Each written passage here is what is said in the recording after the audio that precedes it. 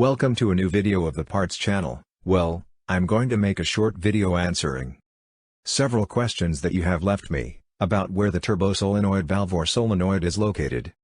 Also called N75 in the vehicles of the VAG group, your engine. Let's see, it's very simple. Look.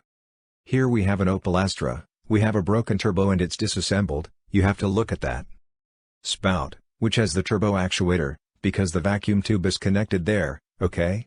Now I show you the vacuum tube, which is here. We have it loose, that's it, and the only thing you have to do is follow the route of the vacuum tube, which, as I said, is connected to the turbo actuator.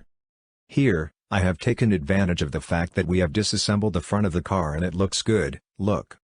You have seen where it goes. There you have the turbo electrovalve or solenoid.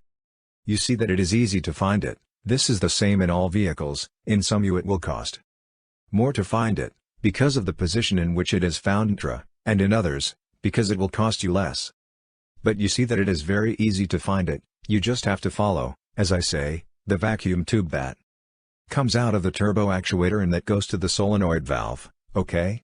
Well, here you have this short video. If it has been useful to you, then do not forget to give a like and subscribe to the channel.